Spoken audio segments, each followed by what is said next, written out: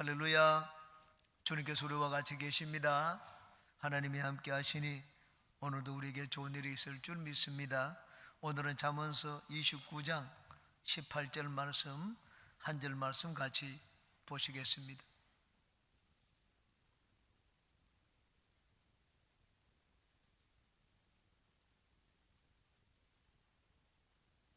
잠언서 29장 18절 찾았으면 다 같이 합독합니다. 시작.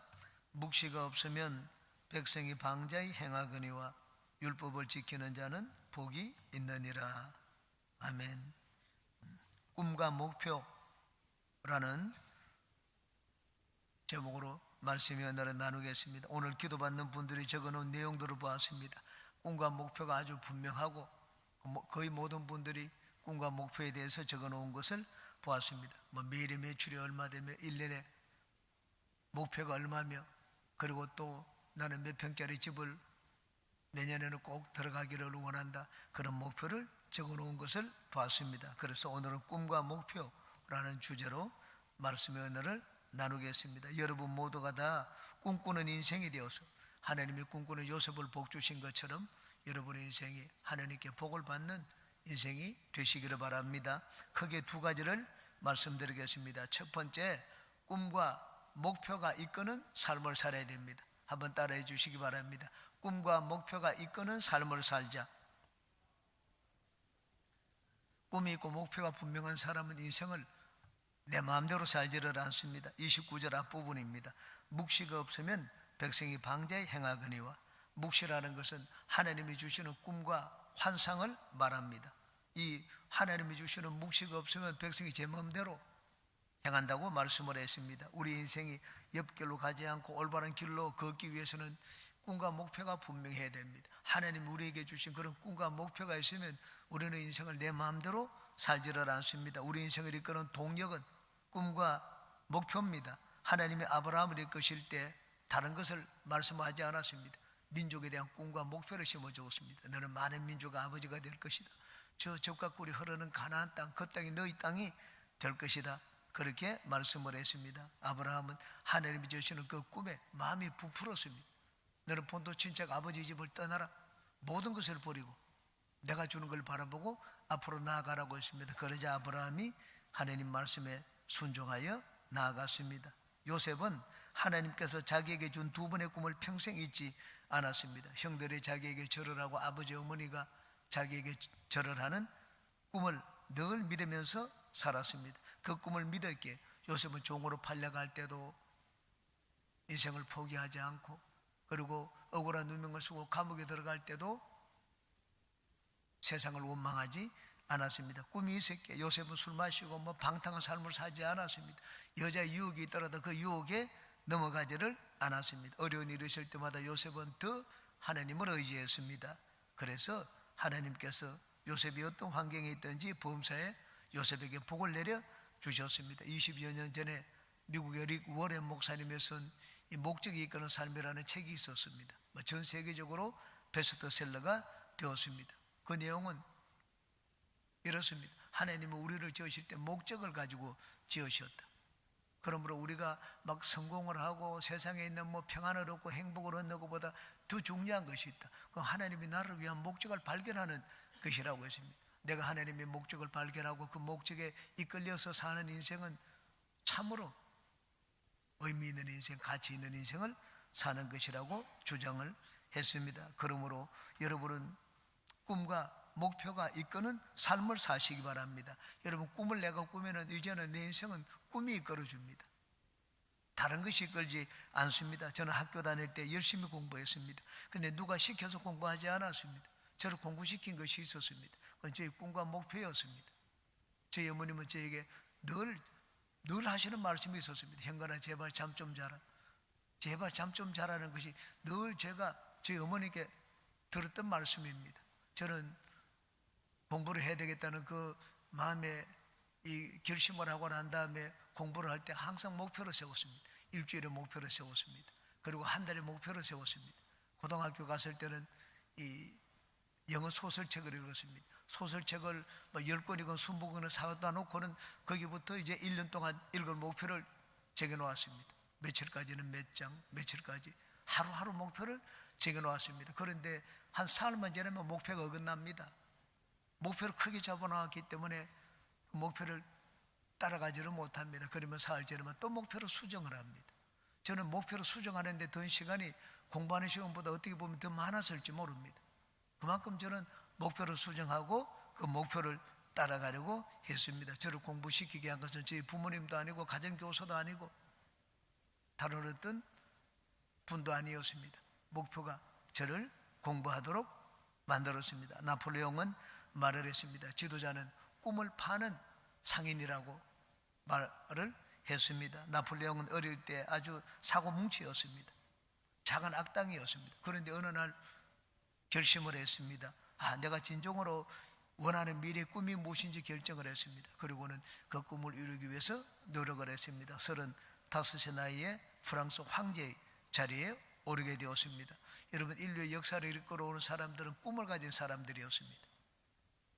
꿈이 그들의 인생을 또한 이끌었습니다. 토마스 에디슨은 어릴 때 우둔한 아이라는 별명을 가졌습니다. 학교 선생님은 얘는 도저히 안 되겠다. 그렇게 해서 13살에 학교 중퇴를 했습니다. 퇴학을 당했습니다. 그런데 토마스 에디슨은 이 창의력이 진짜 풍부한 자였습니다. 호기심과 창의력이 풍부했습니다. 무엇이든지 알고 싶어 했습니다. 이렇게 하면 어떻게 되는지. 어릴 때 그냥 병아리가 닭이 알을 품어가지고 병아리가 나오는 것을 보고 자기도 똑같이 알을 품었습니다.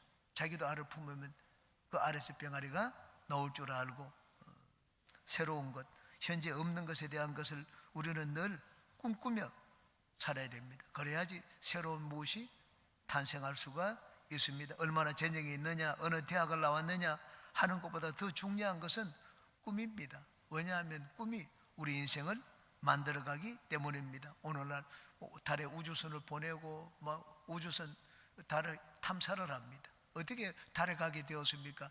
옛날부터 달에 대한 꿈을 꾸었습니다. 시를 지어서 달에 가고 싶어 해서. 달아달아 밝은 달아 이 태백에 놀던 달아 저기 저 달 속에 개수나무 박혔으니 옥도끼를 찍어내고 금도끼로 다듬어서 초가상간 집을 지고 양치 모신 이 부친 모셔다가 천년만년 살고 지고 우리 그런 이 노래를 다 잘 알고 있습니다. 달에 대한 노래입니다. 거기 달에 가서 천년만년 살고 싶다는 것입니다. 오늘날 미국에서는 이 달에 우주선을 타고 이제 달에 가면은 달에서 왕복할 그 사람들을 접수를 합니다. 돈을 많이 내야 됩니다. 달에 가기 위해서. 그런데 참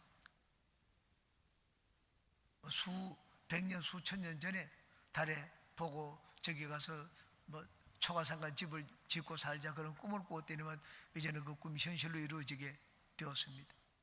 시간은 그렇게 중요하지 않습니다. 우리가 보면 시간이 멀다 짧다 그러는데 시간은 금방 갑니다. 지금 하늘나라 같지만은 이 희돈 세계 무역센터 수석 부총재로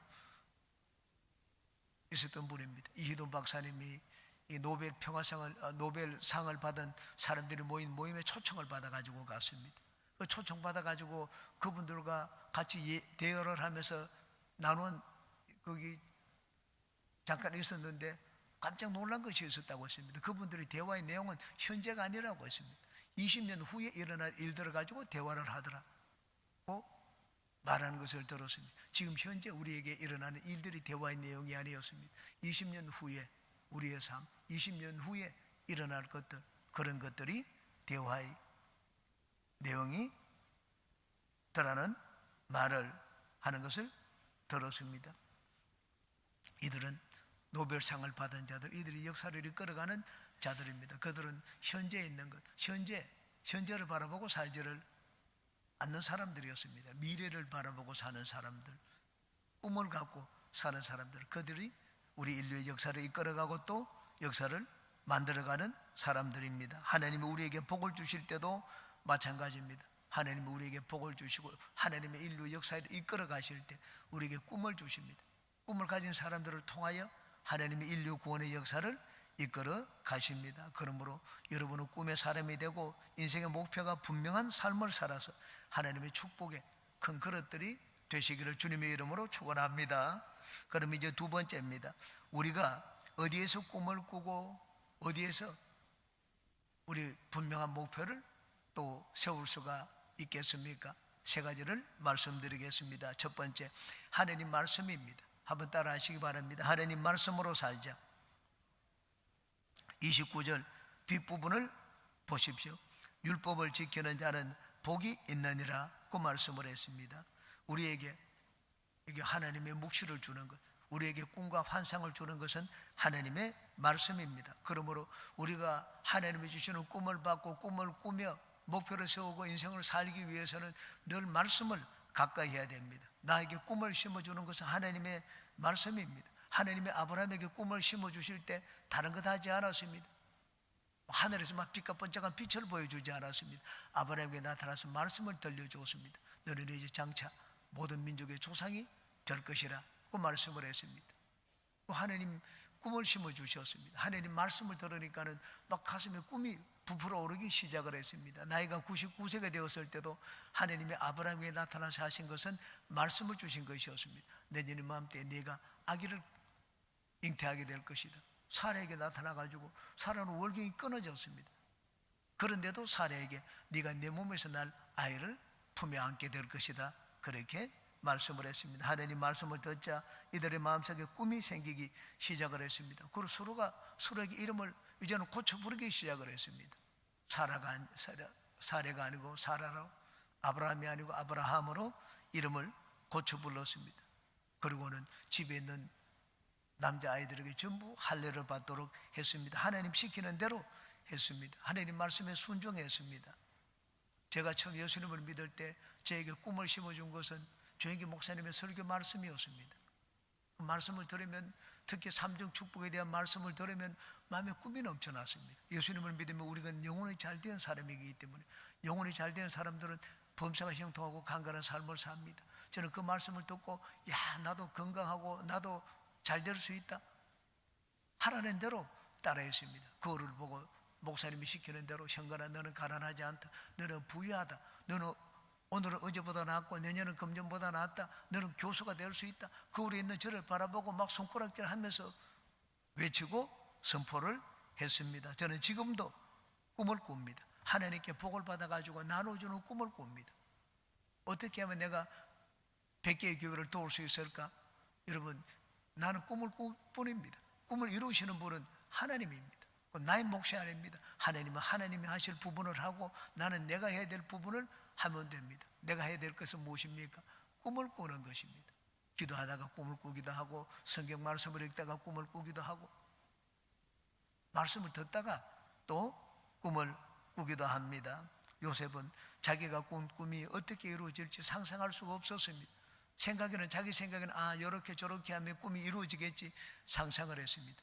그런데 요셉이 상상하는 것과는 전혀 다른 방식으로 하나님이 요셉의 꿈을 이루어 주셨습니다. 우리가 그 꿈을 꾸고 그 꿈을 붙들면 이제 이루시는 분은 하나님이십니다. 그러므로 여러분은 늘 이 하나님 말씀을 가까이 하시기 바랍니다. 성경 말씀을 읽고, 그리고 가장 강력하게 하나님 말씀이 우리에게 역사하는 곳이 있습니다. 예배입니다. 이 선포되는 말씀이 성경에 기록된 말씀보다 훨씬 더 우리 마음을 강하게 붙들고 우리 마음을 움직입니다. 물론 하나님 기록된 말씀입니다. 성경 말씀을 읽어도 우리는 그 말씀에서 은혜를 받고 하나님의 음성을 듣습니다.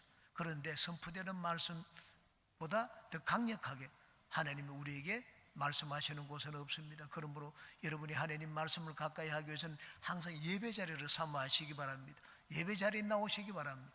예배 때 하시는 하나님 말씀이 어떤 하나님 말씀보다 강력합니다. 예배 열심을 내고 하나님 말씀을 가까이 하고 꿈을 꾸고 분명한 목표를 세우고 사는 여러분들 되시기를 주님의 이름으로 축원합니다. 두 번째, 예수님의 십자가를 바라보아야 합니다. 한번 따라 하시기 바랍니다. 예수님의 십자가를 바라보자. 우리가 꿈을 꾸더라도 비빌 언덕이 있어야 됩니다. 뭔가 있어야지 그래도 꿈을 꾸죠. 무슨 건덕지가 있어야지 우리가 꿈을 꾸고 그 위에 내가 꿈의 인생을 세울 수가 있습니다. 우리가 꿈을 꿀 수 있는 근거가 되는 것이 있습니다. 그것은 예수님의 십자가입니다. 예수님이 십자가로 꾸는 꿈은 결코 허황된 꿈이 아닙니다. 예수님은 십자가로 내 인생의 운명을 바꿔 놓았습니다. 예수님은 십자가로 내 삶에 필요한 모든 것들을 다 마련해 놓았습니다. 32평 아파트를 꿈꾸는 분이 있습니다. 예수님이 십자가를 바라보십시오. 32평 아파트를 얻기 위해서는 돈이 얼마나 있어야 되고 지금 내 형편과 비교해서 전혀 현실과 너무 터무니없는데 예수님은 나를 위해서 필요한 모든 것들을 십자가에서 다 마련해 놓았습니다. 병 고침 받기를 원하는 분들은 예수님의 십자가를 바라보시기 바랍니다. 예수님은 내 치료를 위하여, 내 건강을 위하여 십자가에서 모든 값을 다 지불했습니다. 여러분 병원에서도 수술 받기 위해서 돈을 내야 되지 않습니까? 예수님은 내 수술을 하고 내 치료받기 위해서 특별한 최고의 처방을 위해서 이미 값을 다 십자가에서 지불해 놓았습니다. 변화된 사람, 새 사람이 되기를 원하는 분들도 예수님의 십자가를 바라보시기 바랍니다. 십자가는 그 위에서 내가 새로운 인생을 꿈꿀 수 있는 곳입니다. 예수님은 십자가로 우리 삶의 모든 것을 다 바꾸어 놓았습니다. 가난을 부유로 바꾸어 놓고 약함을 강함으로, 절망을 소망으로, 죽음을 영원한 생명으로 바꾸어 놓은 것이 십자가입니다. 그러므로 여러분 십자가를 바라볼 때마다 꿈을 꾸시기 바랍니다. 십자가는 에는 절망이 없습니다. 하나를 보면 도저히 어려울 것 같은데 십자가를 바라보면 어려운 것이 없습니다. 십자가를 바라보고 여러분 마음의 소원을 가지고 나가서 거기에서 이루어지는 것을 꿈꾸는 여러분들이 되시기를 주님의 이름으로 축원합니다. 마지막 세 번째입니다. 성령과 교제하며 살아야 됩니다. 한번 따라 하시기 바랍니다. 성령과 교제하며 살자. 우리에게 꿈을 심어주시는 분이 성령입니다. 베드로가 많은 무리들에게 외쳤습니다. 하나님은 우리에게 성령을 주시겠다고 약속하지 않았느냐? 성령이 우리에게 마시면 너희 자녀들은 예언을 할 것이고 청년들은 꿈을 꾸고 나이가 든 이 아비들은 청년들은 환상을 보고 나이가 든 아비들은 꿈을 꾸리라 그렇게 말씀을 했습니다. 성령은 우리에게 나를 향한 하나님의 계획이 무엇이며 하나님의 이 뜻이 무엇인지 가르쳐 주시는 분입니다.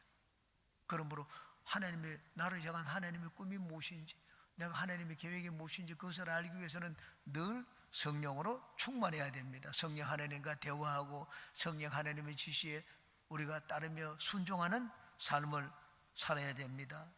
그러므로 성령께서 여러분 기도할 때 성령님이 여러분에게 꿈을 주십니다. 생각이 번쩍 떠오릅니다. 성령님이 여러분에게 꿈을 주시고 생각을 주실 때 그걸 지나가는 생각으로 그렇게 여기지 마시기 바랍니다. 대수롭지 않게 여기면 안 됩니다. 이거 조그마한 생각인 것처럼 보이는데 그 생각이 나중에 크면은 현실이 됩니다. 하나님 우리에게 무엇을 주실 때 현실을 주시지 않습니다. 진짜 조그마한 씨앗으로 주십니다. 꿈이 씨앗입니다. 현실에 비하면 너무 터무니없습니다. 전혀 가진 것이 아무것도 없습니다. 그런데 꿈을 품으면 그 꿈이 현실이 됩니다. 조영기 목사님은 세계 최대 교회를 이루었습니다. 그리고 온 세계에 나가서 영어로 설교를 하고 많은 사람에게 인생을 변화시키는 그런 놀라운 일을 하셨습니다. 언제 그 일을 계획을 하셨는가? 조영기 목사님이 이 다 떨어진 천막교회에서 사역을 할 때입니다. 1958년도입니다. 하루는 기도하는데 일어나라고 했습니다. 일어나니까 두 팔을 벌려라. 두 팔을 벌리니까 빙글빙글 그 천막 안을 돌라고 했습니다. 천막 안을 빙글빙글 도니까는 내가 장차 네가 은빛 날개를 타고 온 세상에 다니며 이렇게 백인들에게 복음을 전하게 할 것이라고 했습니다. 최자실 전도사님이죠. 당시에는 그것을 보고는 참 이상하게 생각했습니다. 깜짝 놀랐습니다. 너무 하루에 한 끼 죽만 먹더니만 정신이 이상해졌다고 생각을 했습니다. 조영기 목사님은 그렇지 않았습니다. 하나님의 주시는 꿈을 받았습니다. 영어 성경을 그냥 죽으라고 외웠습니다. 불과 9년 만에 영국에 가서 그 웨스트민스터 사원에서 백인들 앞에서 영어로 설교를 했습니다. 여러분, 제일 못 사는 나라, 세계에서 제일 못 사는 나라, 그것도 그냥 다 떨어진 천막교에서 성도도 5명도 안 되는 곳에서 목회를 하던 그 목사님을 사용해서 온 세계 나가서 복음을 전하는 복음 전도자로 사용을 하셨습니다. 왜냐하면 조영기 목사님은 하나님이 주시는 꿈을 버리지 않았기 때문입니다. 개꿈이라고 생각하지 않았기 때문입니다. 많은 사람들 허황되다, 참 꿈 같은 얘기한다, 그렇게 서양의 선교사들이 다 얘기를 했습니다. 조영기 목사님이 꿈 얘기를 할 때. 그런데 나중에 보니까 그 꿈이 이루어지는 것을 보았습니다. 성령님은 우리에게 하나님의 꿈을 심어주시고 또 그 꿈을 이루시는 분입니다. 그러므로 여러분은 늘 성령 충만하여 기도하시기 바랍니다. 성령님이 마음의 꿈을 주실 때는 그 꿈을 붙들고 막 끈질기게 기도하시기 바랍니다. 그러면 그 꿈대로 내 삶이 달라집니다. 내 삶이 변화되고 내 삶이 복을 받습니다. 꿈을 꾸고 인생의 목표가 분명한 삶을 사는 여러분들에게 그 꿈과 목표가 말씀 안에서, 십자가 안에서, 성령 안에서 이루어지기를 주님의 이름으로 축원합니다.